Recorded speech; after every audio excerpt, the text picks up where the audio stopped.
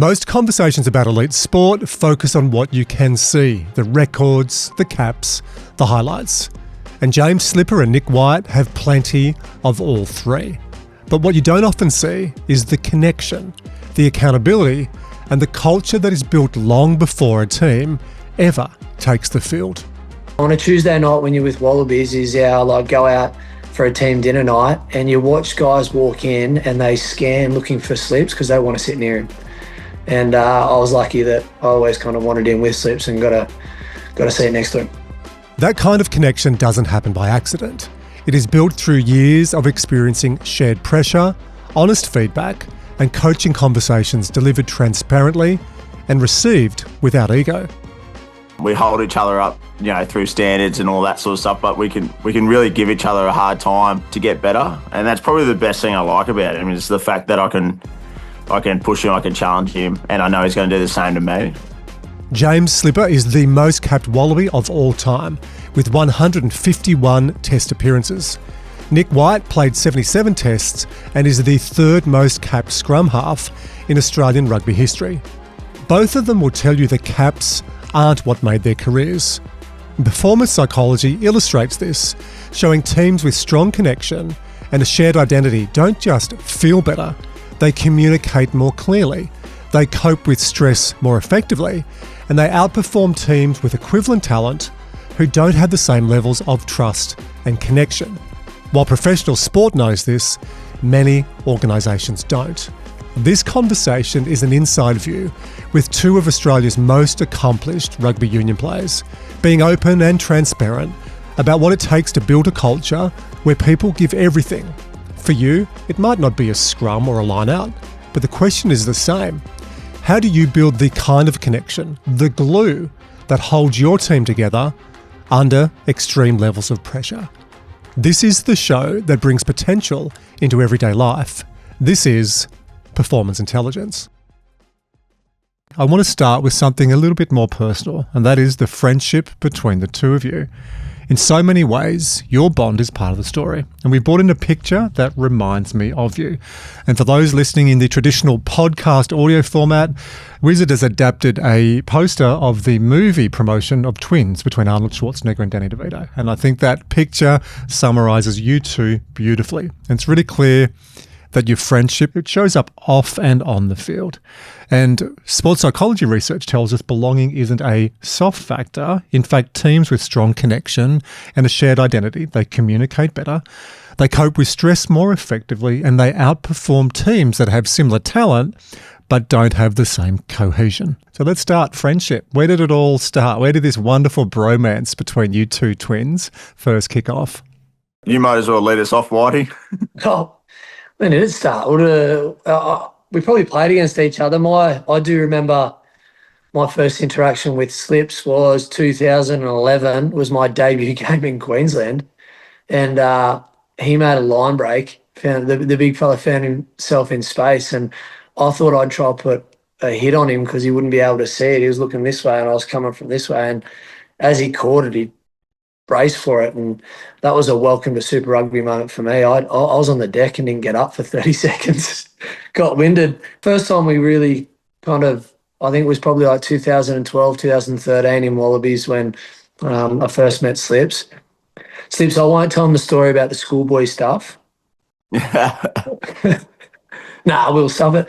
Actually, before that, Maisie, I went down to St Joseph's College. Australia was playing New Zealand in 2007 in the schoolboys, and I didn't make any rep stuff. Like my old man was like, let's just go down and watch Australian schoolboys because I just loved my rugby. It was idolised these boys. And I went down and Slips has made this clean out, and I looked at him, I was like 60 kilos and he's in year 12 and a half-ton truck already.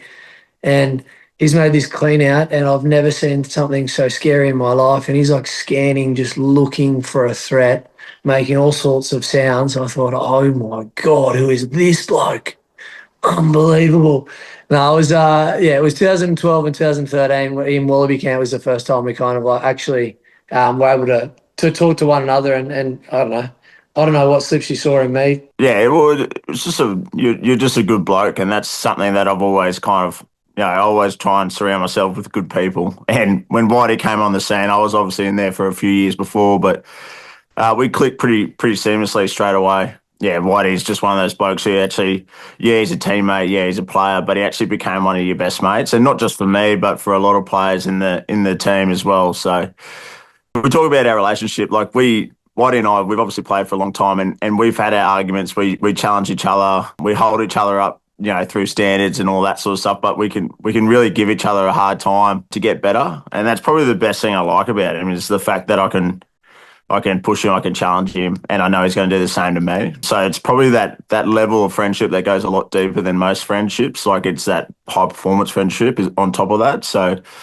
from the moment Whitey walked in the door into that professional scene, you could tell he had a real drive to be the best he could be. Obviously, he wasn't the biggest bloke, but he made himself known in the team. So do you remember in like 2019, before the World Cup, when you couldn't ruck anymore, Maisie? So if someone was laying on the ruck back in the day, you could ruck them with your boots. But I went through a phase where I used to just hit blokes.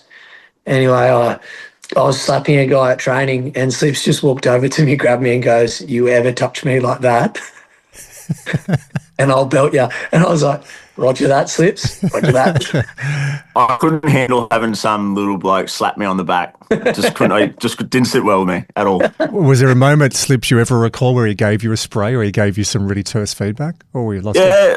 I remember plenty of times down at the Brumbies, and we'd probably disagreed on certain things, the way we wanted to play the game, and we used to go pretty hard at each other about what we saw as the best way forward. We'd always have an argument, or not so much an argument, but we'd debate, what we're trying to do. But the one thing, like Whitey and I we'd always find a medium point. We'd agree to it and move forward together, and would park anything that happened on the field. And as soon as we're off the field, it was totally back to normal. But I think that, like, to be able to have those sort of like challenging conversations or debates or arguments, whatever you want to call them, like you got to be pretty close mates. Because sometimes, like, other players would see us going at each other, and they probably thought that we didn't like each other at all. But we were probably closer than most other players in the team. It's hard to articulate often for a corporate audience or defence audience or business entrepreneur audience that I work with on the conversations you have in sport. And it's so important to have that connection and that trust, and you can have the open, robust conversation. I often think that, Slips, if we brought a bunch of corporates in to watch a Wallabies camp with some of the feedback, they'd be going, "Oh my God, like, do you guys like each other? What's going on?" But it's that honest, open feedback in the real time, real moment. You take it, process it. It's all done in the light of getting better, and then you move on. That's something that's really rare. I think about sport, and it's rare when I look at a relationship like you two, and you have the banter. I actually miss in Wallabies camp now not having my two old mates I can go and have coffee with. They call you Waldolf and Statler. You're like the two guys, the old guys in the Muppets, sitting there up the back of the bus having a chat. So that's when I got to know you two as we travelled around different places and we go and find different coffee shops. And I just saw that there was a real friendship, but there was a depth other than just a surface level, which has obviously been forged for years and years.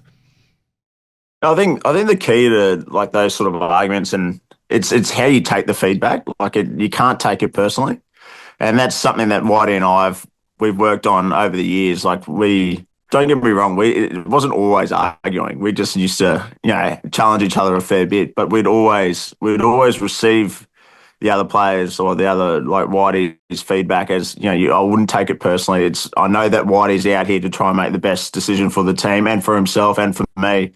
And I was doing the same thing. So understanding where the feedback's coming from really helped me and Whitey, like our relationship stays strong. Like it's really hard. Like you spoke about the corporate side of stuff. Like that when you're both striving for that high performance result, understanding why the feedback's coming back to you is really crucial. And we both wanted to win. I knew every time Slips spoke about something, and I was like, "Hey mate, we can't do all of it. We can't scrum and more backs up to do something." Or whether it was something, I always knew that Slips was seeing it from a different side that I couldn't see because I just wasn't a big fella in the mix of it. So like I said, we always kind of found that common ground. But I also knew that everything he said was not because of anything other than like it's a better way of looking at it and this is how we can win. So it's just like hey, this is a different way of thinking and this way could be better. So, yeah, it was always – I was pretty lucky to have, like it's shown with the picture, to have like a best mate that was on the other side of the ball right up front with something that I just literally know nothing about. On a Tuesday night when you're with Wallabies is our like go out for a team dinner night and you watch guys walk in and they scan looking for Slips because they want to sit near him. And I was lucky that I always kind of wanted him with Slips and got a seat next to him. Last off the bus. Yeah, exactly. Got a return serve. What are the traits or characteristics about Whitey that you really admire? Well, the first one that I admire the most is he competes. So in terms of like his ability to compete in everything he does inside of rugby, so training, playing, even around the hotel, like everything he does with Whitey, it turns into competition, and and like I admire that because I can't do that. That's something I can't do. I'm a bit more laid back. I need to pick and choose when I give it my all. Where Whitey's got this unbelievable natural ability to compete in everything. And if he's not winning, you know about it. And when he's winning, you know about it. So that sort of drive to compete and his high standards is probably the biggest influence that I've seen from Whitey, especially onto me. And then he's I know I mentioned it for me, but he's very team first. Like it probably doesn't come across as strong as it does when you're on the inside, but every decision he makes, every kind of finger point he does to you on the training field or question he asks you, it's all about driving those standards and making the team the best it can possibly be. He'll easily put someone else in front to score a try or to look good or to get the chocolates at the end of the day, as long as the team does well. And that's something I admire from Whitey that I don't believe a lot of people in world rugby in particular understand about Whitey is what he does for the team as a whole and not playing for the individual. Slips, you played in a bunch of teams. So you played, obviously, still at the Brumbies, still playing on. We're going to talk about that in a moment. You played 100-plus games with the Reds. Junior rugby, you played with the Wallabies. How important is connection and friendship? With rugby, it's very important. In the professional sort of era, you're spending most of your days. I probably spent more time with Whitey than he did with his family and I did with my family at parts of our careers. So in terms of connection, like there's a lot of time that you spend away from home. So it's really important that you have good people around you, as I said earlier in the podcast. And I was lucky enough to have blokes like Whitey around me who turned I know this sounds really fluffy, but like they actually do turn into your family because you end up living with them. Half the time we're in the same room, we're roommates. You're on the bus, you train, you work every day, then you go home, you have dinner together, then you go back to your room, you go to bed, and you end up living a lot of your time is with your teammates. So connection for me and having the ability to enjoy that connection, not just say the word connection, like actually connect and be good friends is really important. Your friendship is a really powerful lens for who you are as people and players, but you're not just here to make up the numbers for our podcast. There's a little bit of statistics behind your career, but neither of your careers have followed a straight line. You weren't just super talented as a kid, although it sounds like he was scaring everyone at a young age, Whitey, when he was on the field. But you've both been tested, doubted, pushed and challenged in ways most people and most players never have. It's how you respond to those moments, those tough moments that really shift and shape us, both on and off the field. So Whitey, we'll start with you, a veteran Wallaby scrum half, known for your sharp game management, your fearless attack, your wittiness on the field and leadership under pressure. Forward runners to the left. And White! Nic White steals a try! They stood off him! White gives the ball to Simmons and there's a bit of space and Nic White is through it in a flash. White dummy, spinning past couple. Nic White! He's slithering towards the line and he's grounded the ball. Nic White's going to score! And White picks it up. Nic White is off and running. Nic White, has he got enough in the tank? Going on the loop. Oh, it's intercepted. Beautifully done by Nic White. And Ikito into Nic White. Can White get there? Yes, he can. Score by the Wallabies. Over more than a decade, you earned 77 test caps, 135 Super Rugby matches. Have I got the statistics right? I think so. You played for the Brumbies and Western Force, had stints overseas with Exeter Chiefs and Montpellier. You constantly had to compete for your spot. I think that's something, again, outside of sport, people don't understand. You go to work every Monday and you're not guaranteed a position in the organisation chart. You've got to compete against a bunch of other guys who are also your mates, who are also on the bus. It's a really interesting dynamic. Along the way, you face public criticism. There's been moments of intense scrutiny with coaches, high-pressure selections. Instead of letting that define you, it refined you. Talk to me. Now, you sit back and reflect on your career. Yeah, I was just very lucky. Like my story goes, as far as the scouts were there to watch Will Skelton. My school played Will Skelton school, and I'm pretty sure they were all there to watch Willie. And there just happened to be this little kid just biting at his ankles, and they were like, "Look, we'll have a look at him." And I got invited down to Canberra, and as I guess the story goes, if you hang around a barber long enough, you'll get a haircut. I was down there in the afternoon academy.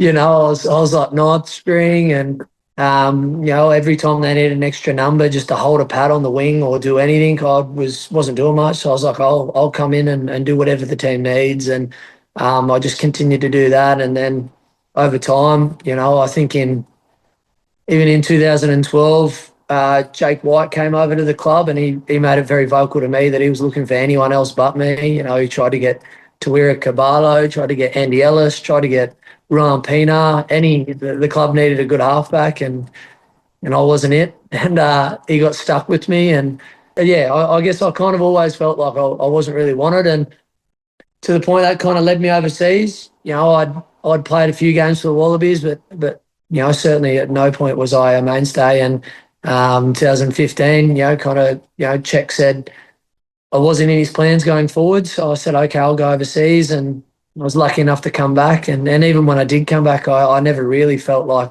the spot was mine. The only place I really felt like I was, I guess, pretty comfortable in my position was probably the Brumbies. But no, everywhere else I felt pretty much like I was one bad game away from getting the can. And I think that suited my personality, to be honest. I don't think I played my best footy when I wasn't challenged and didn't feel like I don't know if that's a me thing.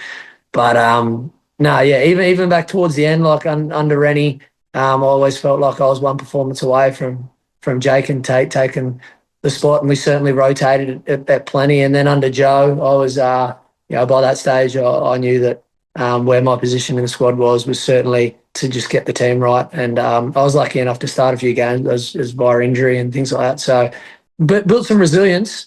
But again, I feel like I performed best under those situations. I'm not sure why. But when I feel like I had to prove someone wrong, I actually played and trained better. Can I go back to that statement? It's a profound statement, and I'm sure our audience really picked up on it. You played 77 test caps, so you're not a one-hit wonder. You played 135 Super Rugby games, so that's a long career. But you said you were never really wanted.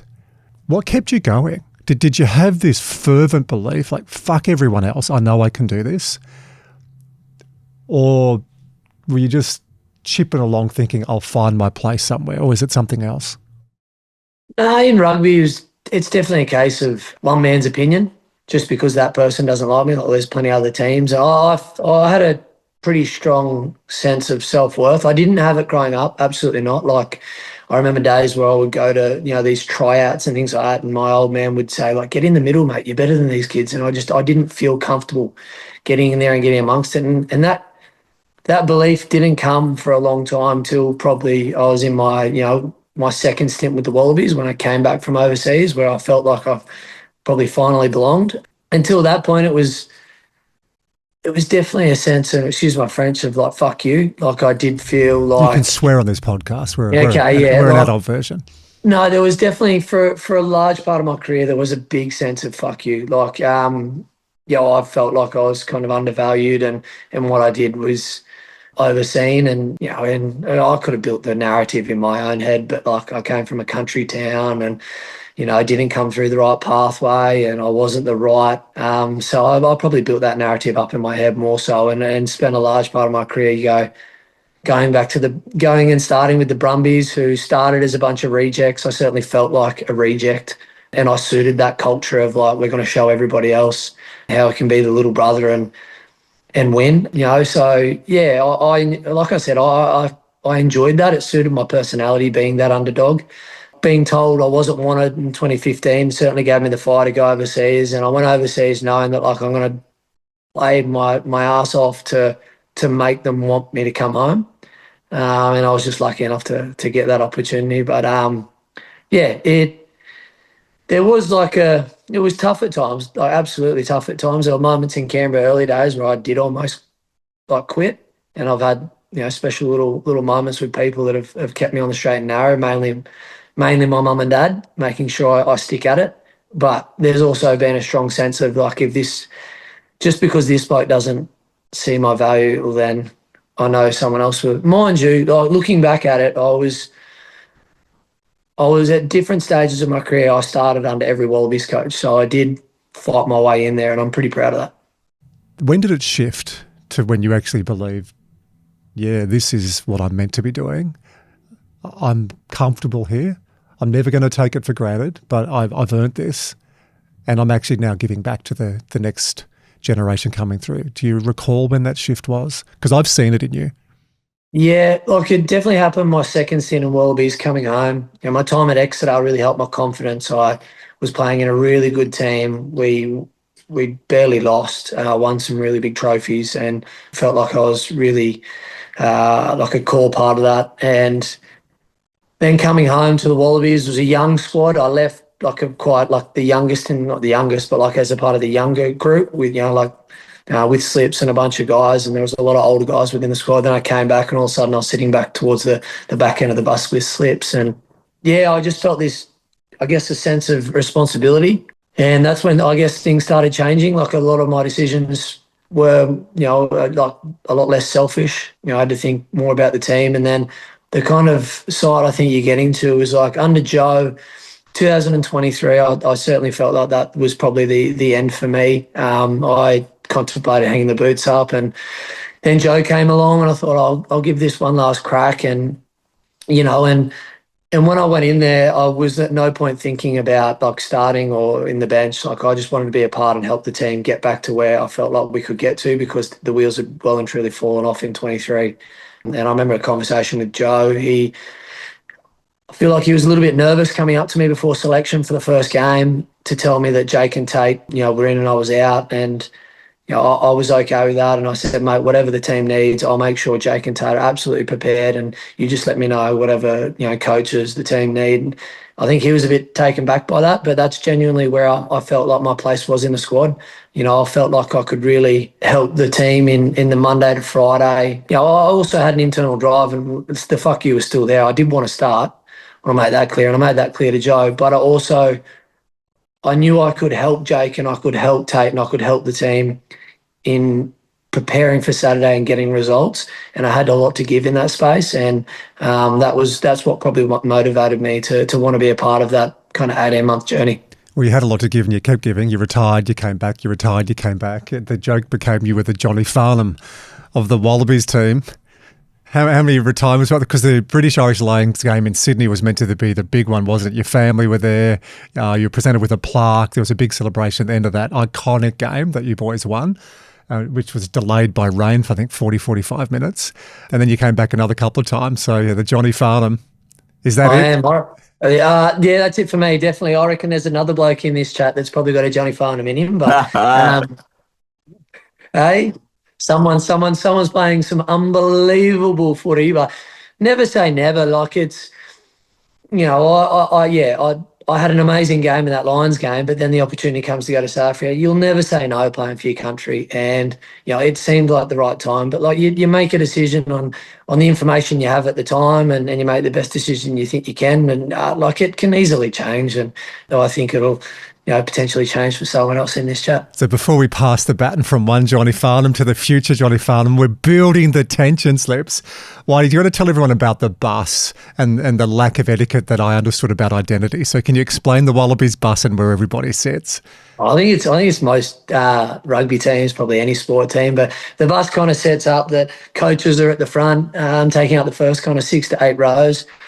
And then I guess traditionally it goes from, your young blokes with not many caps right to the back of the bus would be, your centurions, the older guys. Anyway, Maisie, you just jumped on the bus and just walked Right on the straight back. to the back of the bus and took the absolute prime real estate, which is the middle back seat with all the leg room that, big Willie Skelton usually sits in. Watching Will Skelton look at you so scared and put himself up in this chair, eating his knees because he was so scared of you. I was like, this is unbelievable, Maisie. You've got some gravitas. Like, this guy's got balls. I feel so embarrassed now you tell me that, because I just rocked on the bus and I couldn't see really a spare seat, so I made a beeline, and I knew you guys, and you'd both been very warm to me, so I just rocked up. I now understand why, like, from the young guys just looking at me going, fuck, what are you doing? The mid guys in the back of the bus going, and this guy's, what's he on about? And then the guys at the back of the bus, fuck, this guy's got balls, and you two just said sit here, and then you told me. I was like, but then you kept inviting me up there, White. It was a good seat and it was a good chat, so I thought, we'll break the rules a little bit. But now that you two aren't there regularly,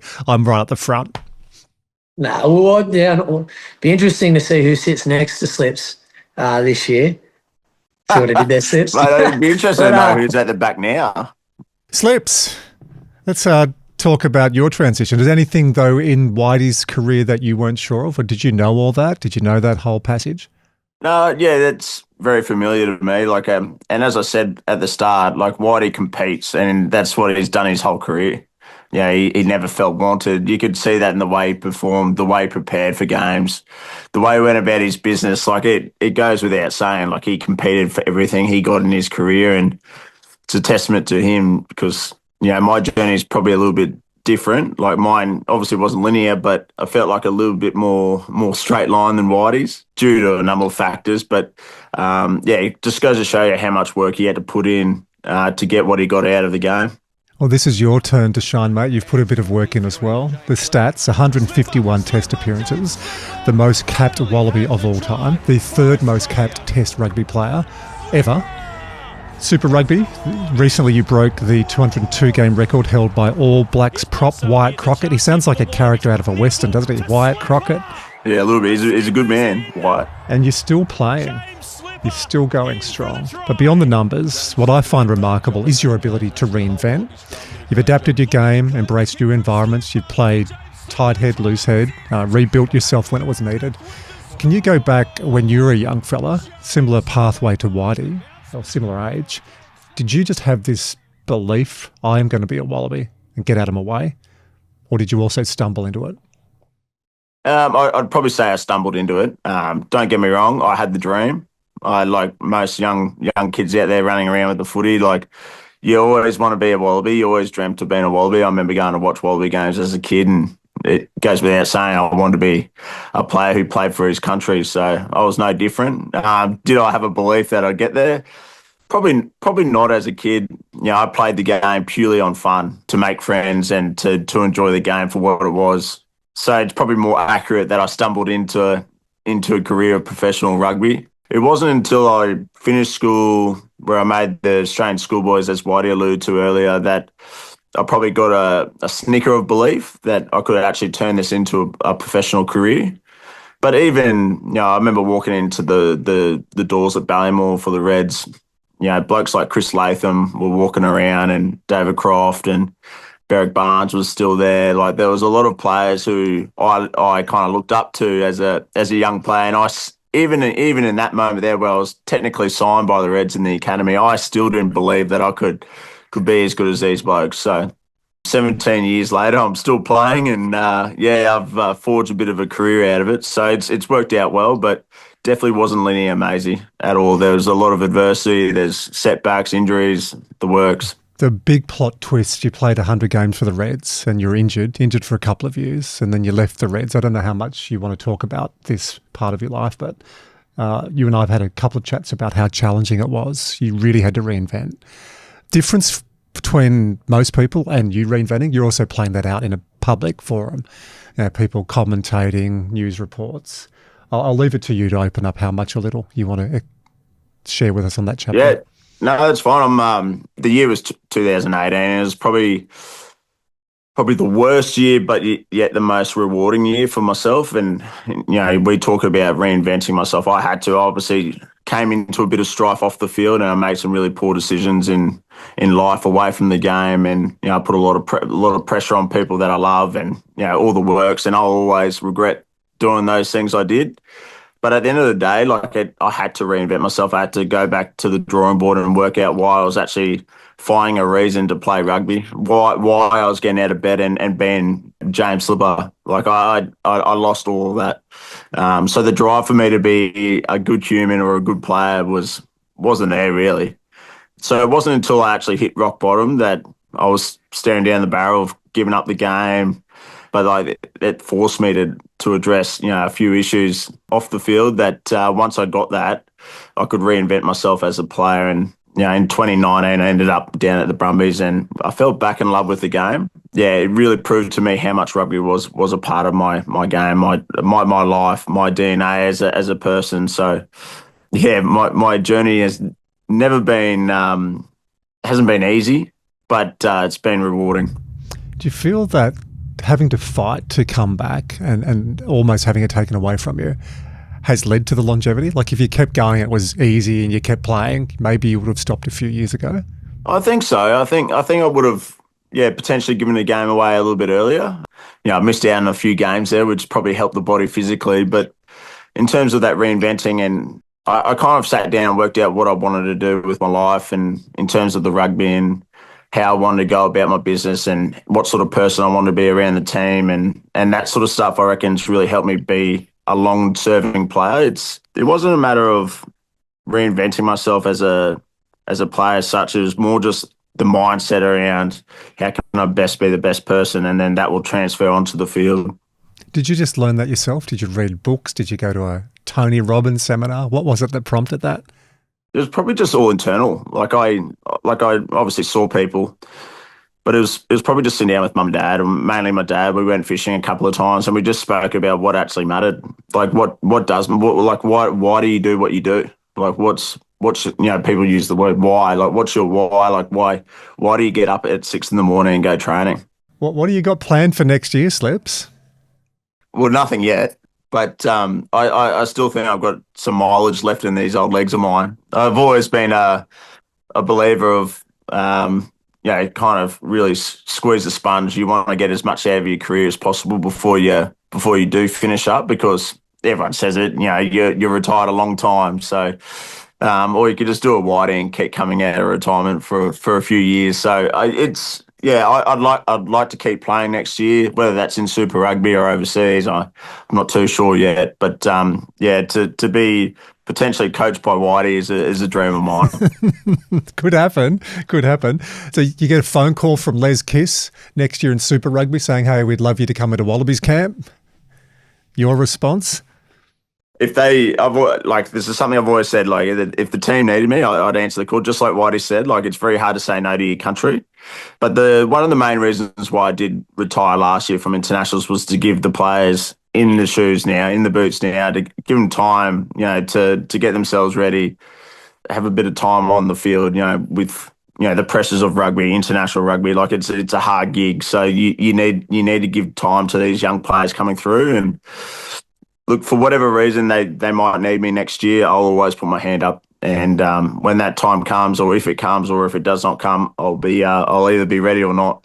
Whitey, Super Rugby, you're having a good look. You're now on the coaching staff at Western Force. How are we travelling? How's the talent going across the 4 Australian teams? Yeah, really good. I've spent a lot of time just watching games, then doing a lot of watching, and we're tracking well. We're competing well. I think Slips has said it for a while now that when Australian rugby's at its best, it's got a couple of teams competing for trophies and playing in finals, and you got the Brumbies really at the forefront of that at the moment, and been holding that baton for a long time. Here at the Force, we're not doing so well at the moment. Certainly like to push a little bit further up the table, and but where we're standing at the moment, we're competing with the Kiwis, and we're right there. I think our worst loss is about 10 points. So to be able to compete with these guys, because at the end of the day, to have a really strong national side, we need ideally 2 teams pushing further up the table and pushing for that trophy, and if we can have all 4 teams right up the top, right up the pointy end, and we're getting better. So our depth is definitely getting better, and look, we'd like I said, one or two other sides a bit further up the table with the Brumbies, but it's certainly there, and there's no blowouts at the moment, which is really good. Slips, you've got a front row view of the current playing stock. Well, it wasn't too long ago where there was a time where the Australian teams weren't winning at all against the Kiwi teams. That was a disaster for the competition, but us as a Wallaby group, we just weren't at the level that we need to be. And it's weird because at the start of my career, I'd always be barracking for my team only. I didn't want any other Aussies to win, but it's kind of flipped now a little bit. I wouldn't say I'm a Waratahs fan, but the more I can see the Australian teams winning, particularly against the Kiwi teams, I just see that as a positive for our game in Australia, positive for our players in this country, and we need to see more of it. And I've seen, you look at the Reds, they're doing well. The Tars, they're building, and they've obviously got a really good roster as well. And the Force and the Brumbies, we're being competitive. So the more we win, the more I see the depth of players in Australian rugby grow. There's a lot of good, positive sort of media coverage around it.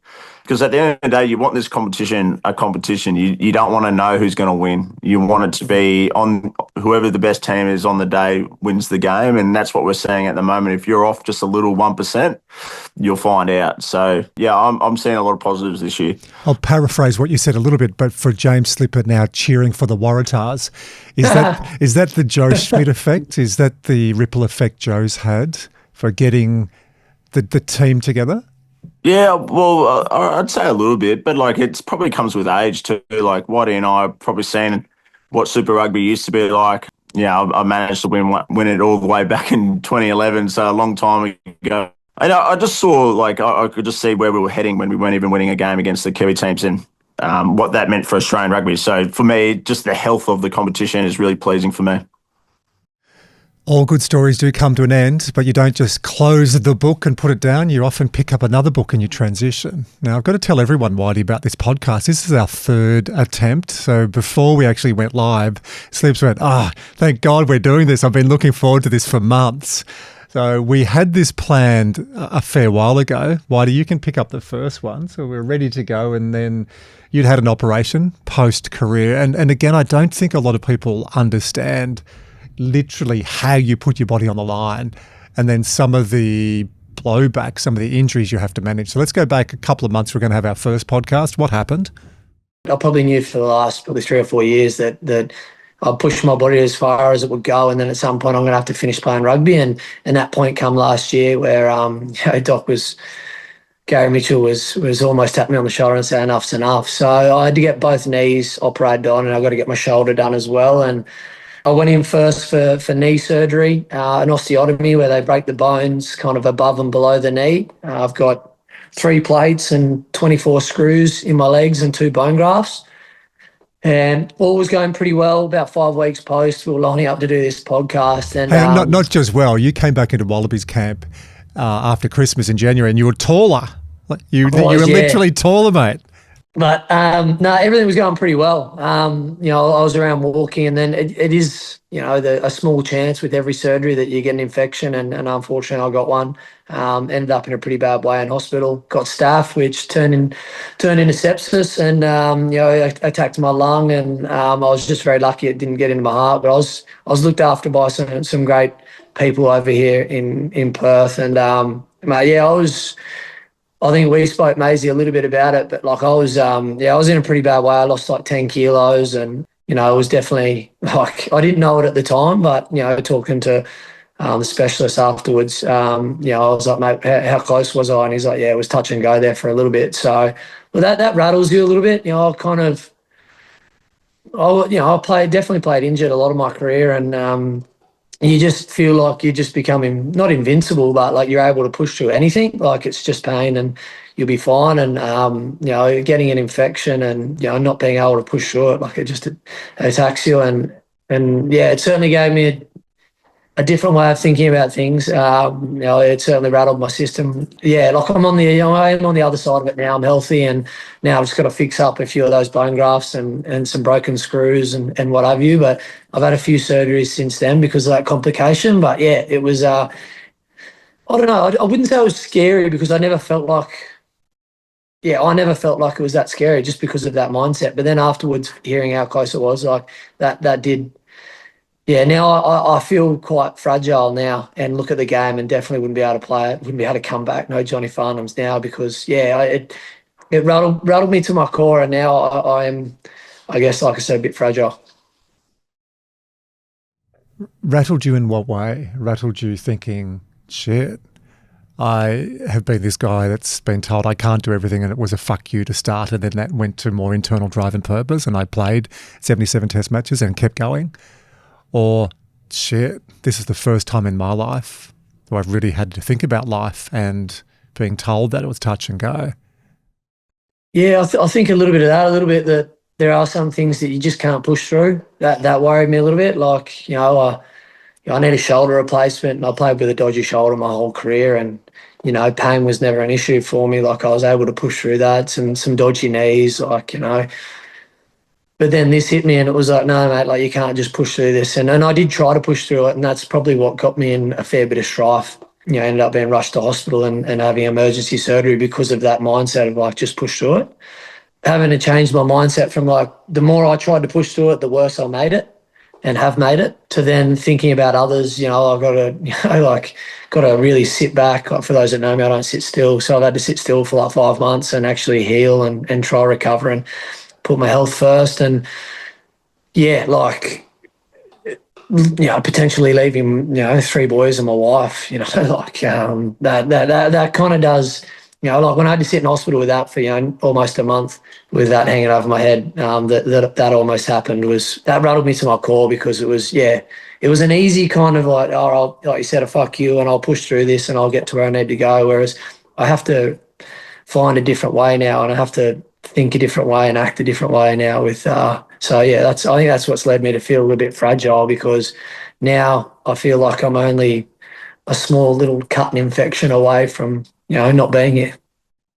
Be interesting to come back in a couple of months, even a year, when you've got more into your coaching career and you've had lag time to reflect, time to make meaning, time to catch up. You said earlier in this conversation what you love about the big fella is the toughness on the field, this brutal warrior, but there's a softness and there's a love and a compassion there. When you talk about fragility, maybe this is going to give you that more rounded edge, that it's not just because everyone said, you can't do it. Yeah, I can.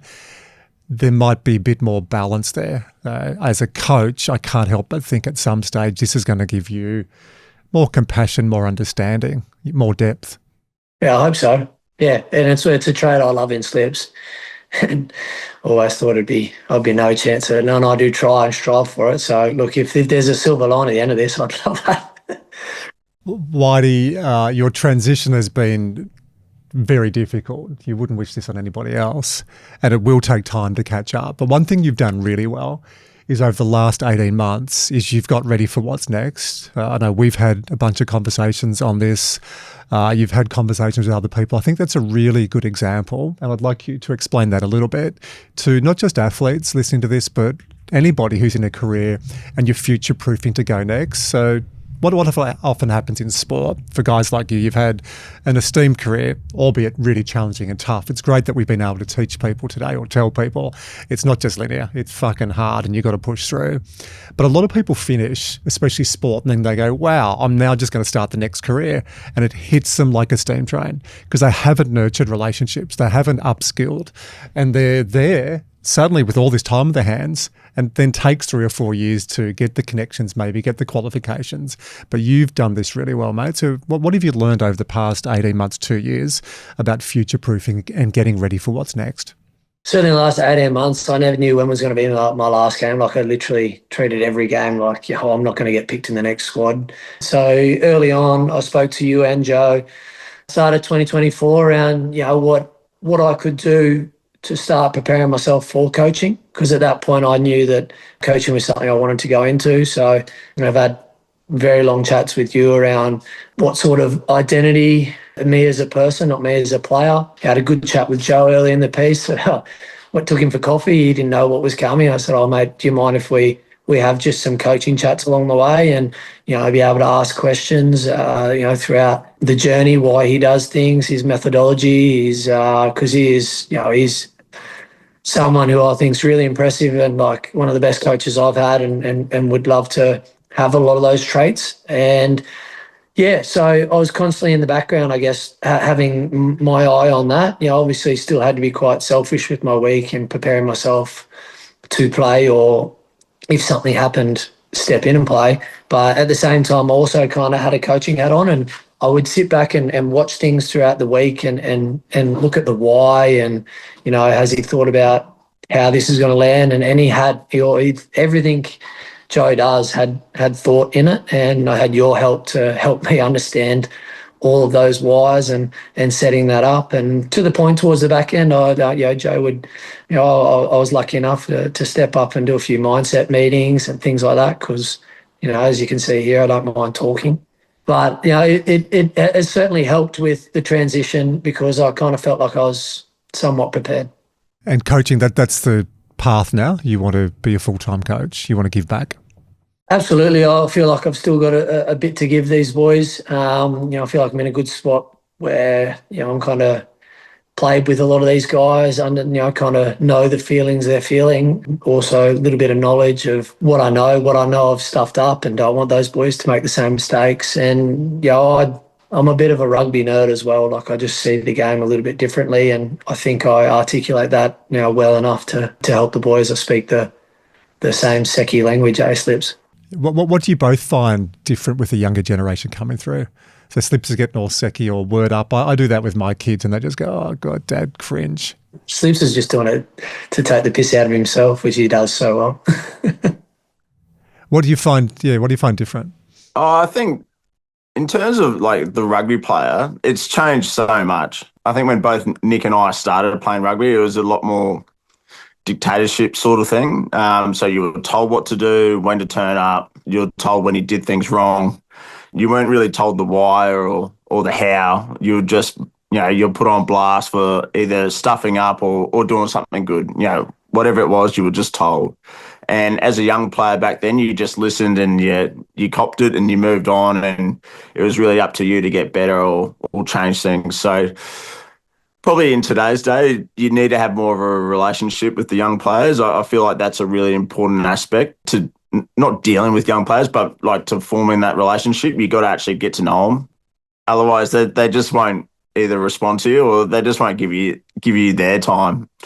I feel like it's a lot more two-way now with the young players. So they really want to know why they're doing things. They want to know how to do things. They want to know the reasons behind you telling them to do something. They want to know, why are you telling me to do that?